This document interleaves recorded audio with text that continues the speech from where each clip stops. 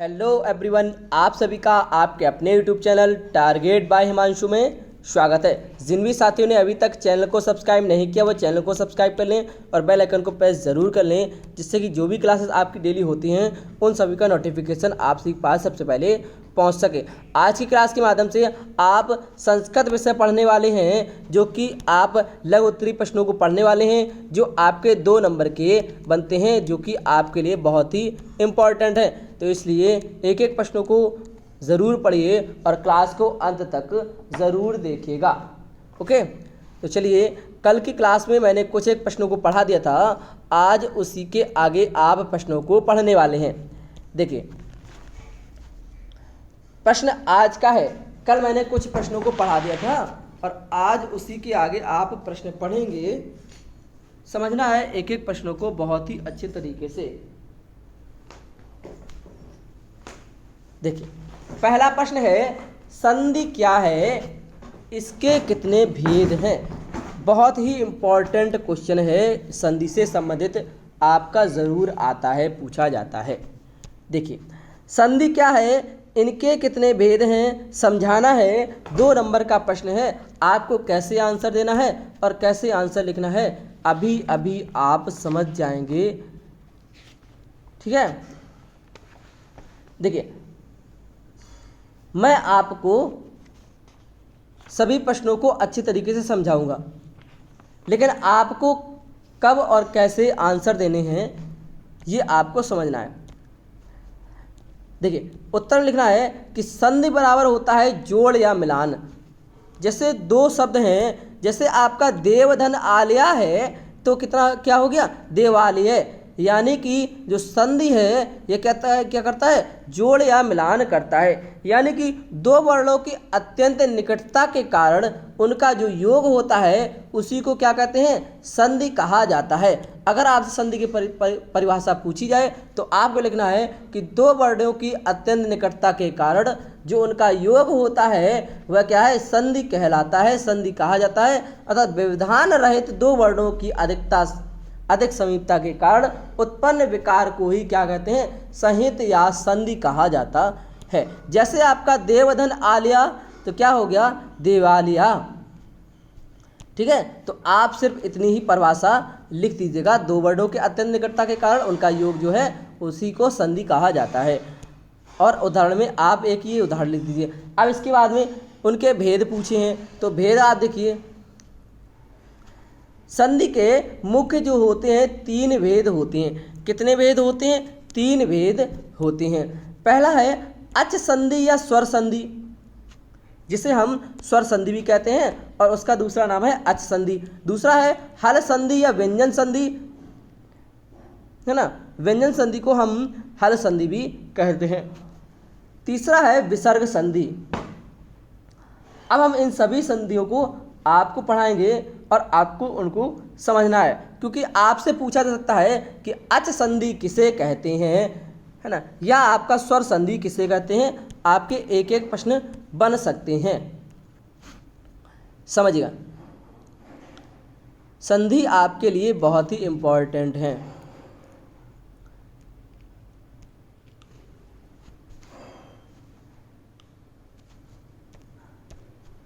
देखिए, पहला है अच संधि या स्वर संधि, यानी कि 2 स्वर वर्णों, यानी कि स्वर और स्वर जो वर्ड होते हैं, जैसे आ और आ है, तो ये स्वर और स्वर हैं कि अत्यंत निकटता के दोनों स्वरों के रूप में होने वाले जो परिवर्तन, जो विकार है, उसे क्या कहते हैं, स्वर संधि कहते हैं। जैसे विद्याधन आलय, विद्या में आपका आ है और आलय में भी आपका आ है, तो दोनों क्या हैं, आ है, स्वर संधि के हैं, तो क्या हो गया, विद्यालय हो गया,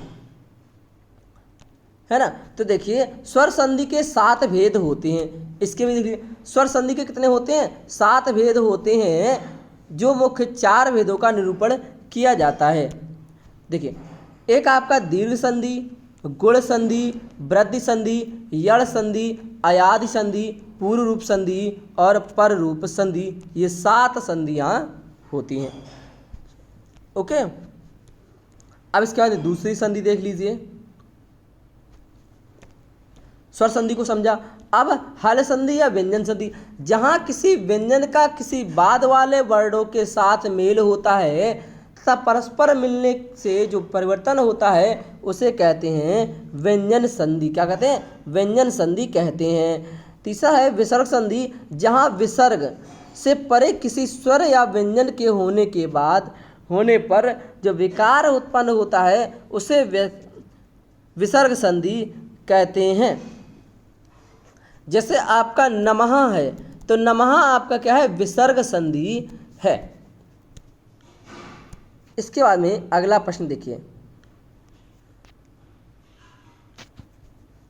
इंपॉर्टेंट प्रश्न है कि समास का क्या अर्थ है? समास विग्रह को समझाइए। द्वंद्व समास किसे कहते हैं? इसके कितने भेद होते हैं? तीसरा है द्विगु समास किसे कहते हैं? उदाहरण सहित समझाना है। तो ये देखिए 2016 में प्रश्न आया था, ये 2017 के प्रश्न पत्र में आपका प्रश्न आया था। तो आप इन सभी को क्लियर कर लीजिए। देखिए समास भी पढ़ेंगे, द्वंद्व समास को भी पढ़ेंगे और द्विगु समास को भी पढ़ेंगे आप, ठीक है, सभी को समझेंगे। आप देखिए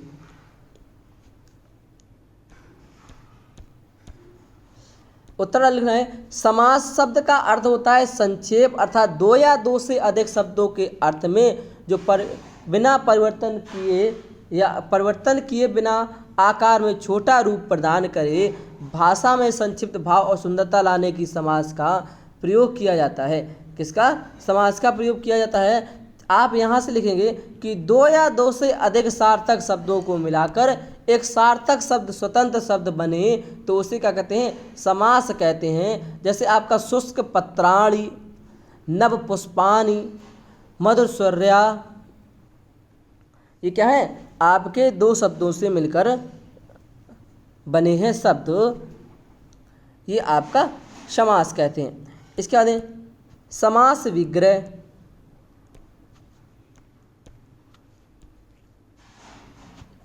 समास के शब्दों को अलग अलग करके लिखना समास विग्रह कहलाता है ना। जैसे आपका दो शब्द हैं, ये क्या है? समास विग्रह हो गया। अलग अलग दो शब्दों को लिखना है। जैसे विद्याधन आलय पढ़ा था आपने, तो विद्याधन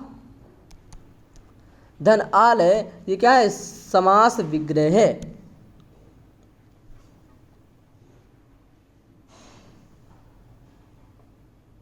इसके बाद देखिए समास विग्रह, समास के शब्दों को अलग अलग करके लिखना समास विग्रह कहलाता है। जैसे शुष्कानि पत्राणि, नवानि पुष्पाणि, मधुर स्वर, ये समास विग्रह करने की दूसरी विधि इसी प्रकार है। जैसे शुष्कानि चातानि,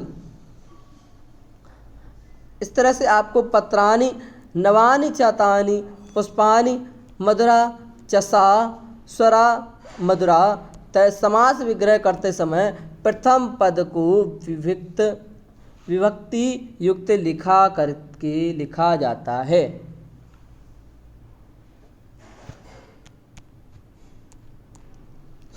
इसके बाद में समास के भेदों को समझिए।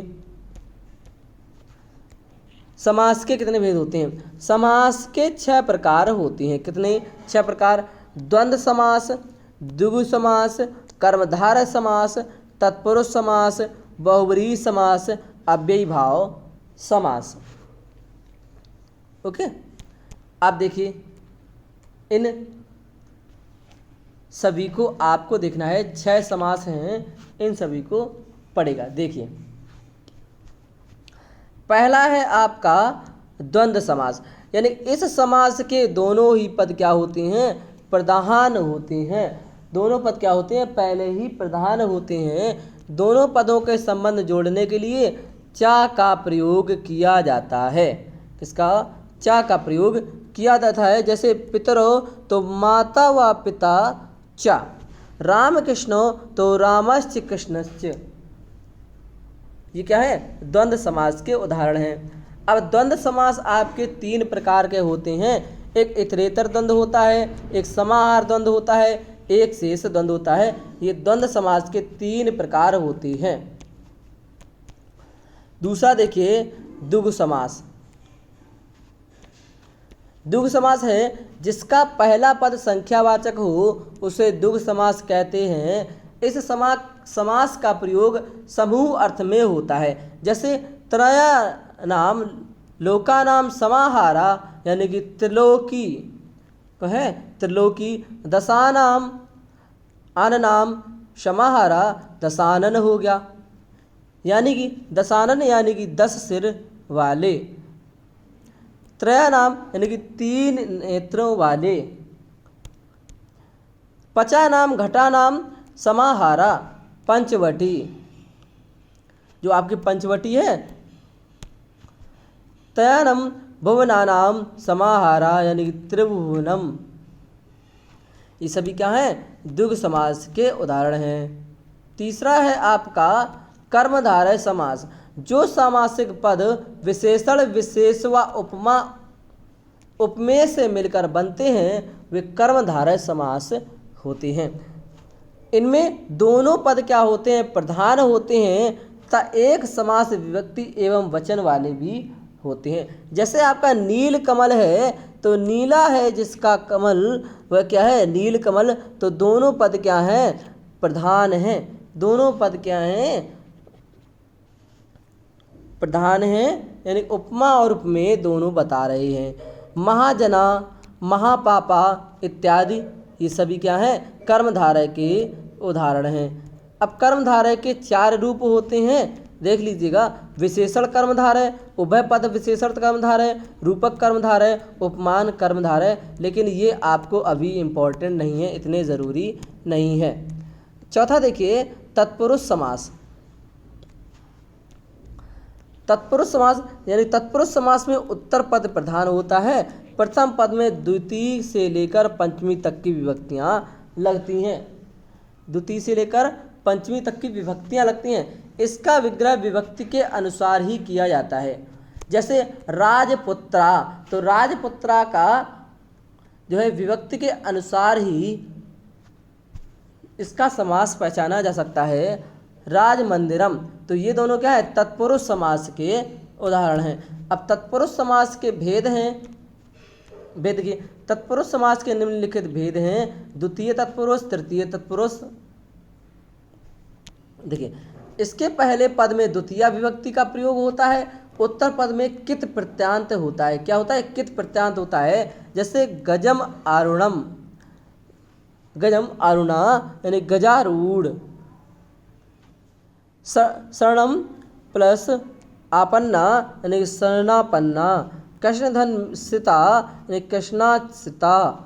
ग्राम धन गता तो ग्राम गता। ये क्या है? आपके द्वितीय तत्पुरुष हैं, यानी कि तत्पुरुष समास के उदाहरण हैं। इसके बाद में तृतीय तत्पुरुष देखिए, इसके पहले पद में तृतीय विभक्ति का प्रयोग होता है। जैसे धनेन हीना यानी कि धनहीना। मासेन पूर्वा मास पूर्वा। आचरेन कुशला आचार कुशला। हरिना त्रात यानी कि हरि त्राता। ये क्या है? तृतीय तत्पुरुष हैं। तो यह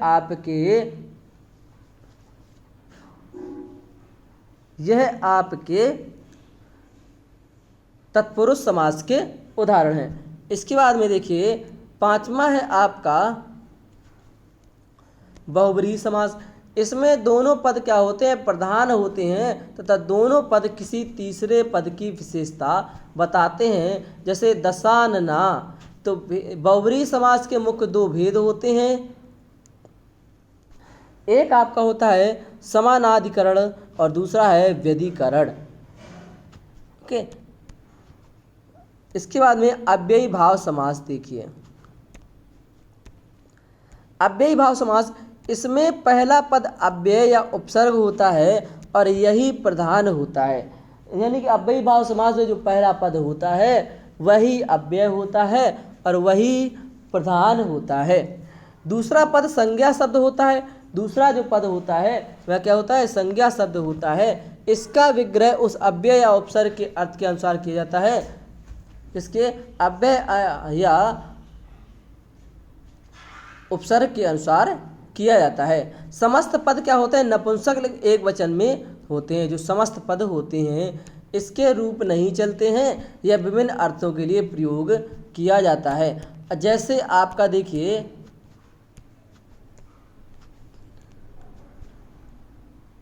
विभक्ति यानी कि अधिधन हरो इति अधिहरि।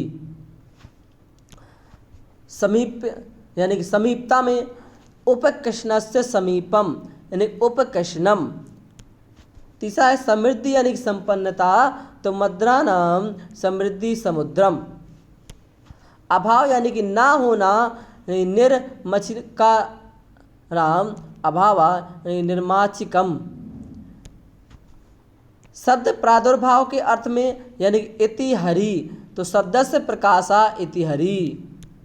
इसमें आपका क्या है, अव्ययी भाव समास है। योग्यता यानी कि योग्य होना, तो अनुगुणस्य योग्यम यानी अनुगुणम में आपका अव्ययी भाव समास है।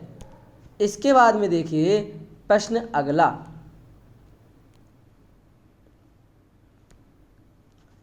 देखिए द्वि शब्द का पुल्लिंग तथा स्त्रीलिंग में द्वितीया तथा चतुर्थी विभक्ति में रूप लिखिए द्वि शब्द का। देखिए 2017 में यह प्रश्न पूछा गया था, तो उत्तर डाल के लिखना है आपको कि पुल्लिंग आपसे पूछा है, स्त्रीलिंग पूछा है और द्वितीया चतुर्थी पूछा है। तो पुल्लिंग में आपका विभक्ति द्वितीया और चतुर्थी, एक वचन द्विवचन बहुवचन, तो द्वि का होगा द्वितीयम द्वितीयो द्वितीयान। क्या होगा, द्वितीयम द्वितीयो द्वितीयान। चतुर्थी में एक वचन होगा द्वितीयाय द्वितीयभ्याम और द्वितीयेभ्या। ऐसे आपको आंसर देना है। अब स्त्रीलिंग में देखिए, स्त्रीलिंग में द्वितीया और चतुर्थी में देखिए द्वितीयाम द्वितीये द्वितीया। चतुर्थी में आपका द्वितीये याये द्वितीयभ्याम द्वितीयाभ्या, ये स्त्रीलिंग में है। इसके बाद में प्रश्न अगला है, राम शब्द के रूप में सभी विभक्तियों एवं वचनों को लिखिए। तो उत्तर में लिखना है आपको, तो राम शब्द के सभी वचन और सभी विभक्ति लिखनी है, यानी कि सारी विभक्तियों को लिखना है संबोधन तक। तो देखिए लिखना है, देखिए राम शब्द की विभक्तियाँ, विभक्ति एक वचन द्विवचन बहुवचन। विभक्ति से संबंधित एक क्वेश्चन जरूर आएगा, 2 नंबर का होगा। देखिए प्रथमा द्वितीया तृतीया चतुर्थी पंचमी षष्ठी सप्तमी संबोधन। एक वचन में रामा रामो रामा रामम रामो रामान रामेन रामाभ्याम रामे रामाय रामाभ्याम रामेभ्या रामात रामाभ्याम रामेभ्या, पंचमी हो गया। इसके बाद षष्ठी देखिए, रामस्य रामायो रमानाम रामे रामायो रमेशु हे रामो हे रामा। ये हो गए आपके राम के सभी व्यक्ति और सभी वचन, आपको ऐसे ही आंसर लिखना है। इसके बाद में हरि के देखिए, पूछा है हरि शब्द के रूप सभी विभक्तियों एवं वचनों में लिखिए। हरि शब्द के, तो हरि शब्द का विभक्ति एक वचन द्विवचन और बहुवचन। तो हरि शब्द में देखिए सातों विभक्ति एक वचन द्विवचन बहुवचन।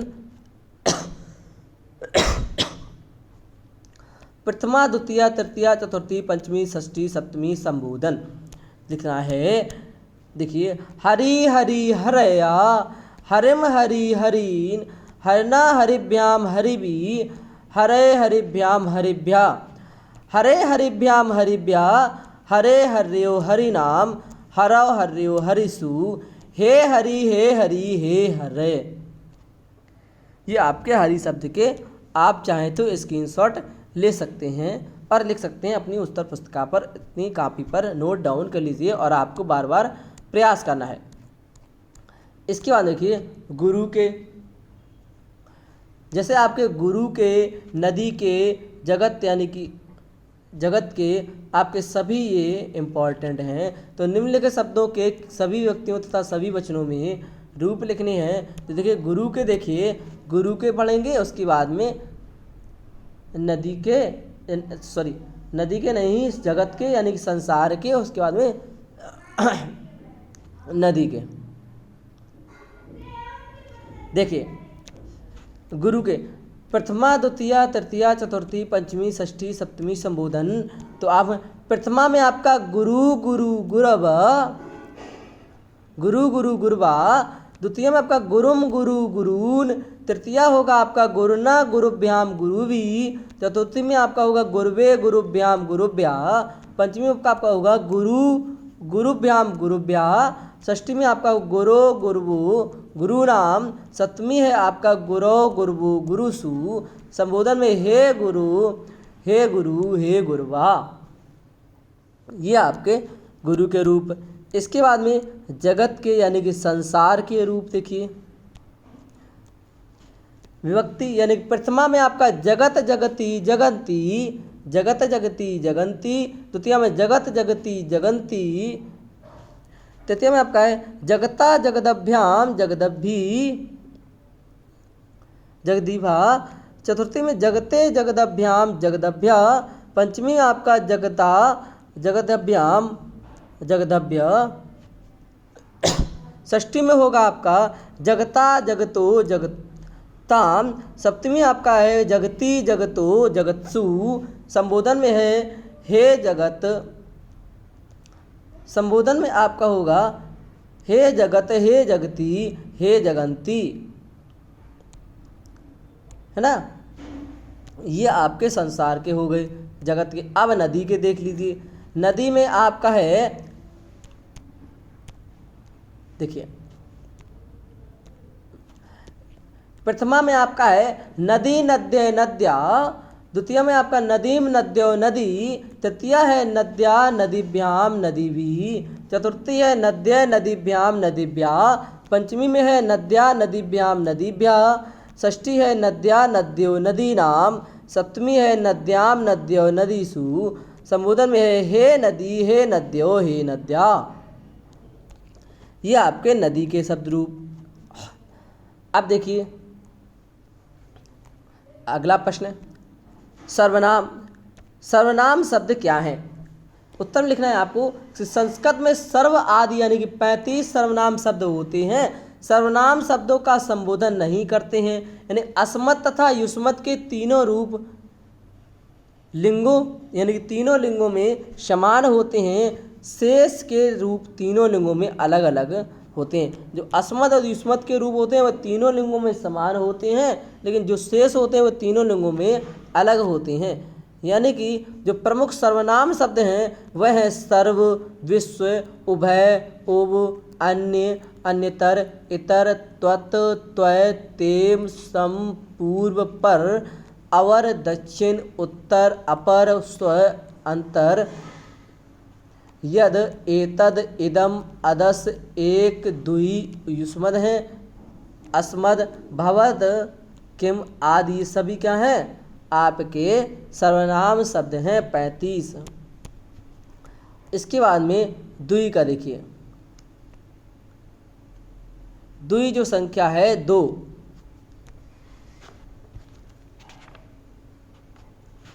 यानी कि द्वि संख्यावाचक शब्द के रूप सभी विभक्तियों एवं वचनों में लिखिए। उत्तर में लिखना है आपको द्वि केवल द्विवचन में है ना। देखिए यानी पुल्लिंग, स्त्रीलिंग, नपुंसकलिंग में आपको लिखना है द्वौ द्वे द्वे, द्वौ द्वे द्वे, द्वितीया में द्वौ द्वे द्वे, तृतीया है द्वाभ्याम द्वाभ्याम द्वाभ्याम, चतुर्थी में द्वाभ्याम द्वाभ्याम द्वाभ्याम, पंचमी में द्वाभ्याम द्वाभ्याम द्वाभ्याम। देखिए तृतीया चतुर्थी पंचमी में 1 से, प्रथमा द्वितीया में 1 से, अब षष्ठी सप्तमी में भी 1 से। द्वयो द्वयो द्वयो द्वयो द्वयो द्वयो, ये आपके द्वि के द्वि से संख्यावाचक है 2, उसके शब्द रूप आपके सभी विभक्ति और सभी वचनों के हैं। यानी कि एक वचन, द्विवचन और बहुवचन। ओके, चलिए अगला प्रश्न देखिए। अच्छा आज में इतने ही प्रश्न है। चलिए आज के लिए आपके इतने ही प्रश्न। जिन भी साथियों को क्लास अच्छी लगी है तो क्लास को लाइक कर दीजिए, और जिन्होंने अभी तक चैनल को सब्सक्राइब नहीं किया वो चैनल को सब्सक्राइब कर लीजिए और बेल आइकन को प्रेस जरूर कर लीजिए, जिन भी साथियों ने अभी तक नहीं किया था। ऐसी क्लासेस को आपको पढ़ने के लिए आप चैनल को सब्सक्राइब कर लीजिए और बेल आइकन को प्रेस कर लीजिए। ओके, टेलीग्राम से जुड़ जाइए, इसका PDF आपको वहीं पर मिल जाएगा। ओके, सभी को थैंक्स फॉर वॉचिंग। जय हिंद, जय भारत। मिलते हैं कल की कक्षा में। तो जिन भी साथियों ने अभी तक चैनल को सब्सक्राइब नहीं किया वो चैनल को सब्सक्राइब कर दें और बेल आइकन को प्रेस ज़रूर कर लें। क्लास को लाइक कर दें, कमेंट कर दें और अपने दोस्तों तक शेयर ज़रूर कर दिया करें, क्योंकि उससे भी इन क्लासेस का लाभ मिल सके उन सभी को भी। ओके, चलिए, थैंक्स फॉर वॉचिंग। जय हिंद, जय भारत।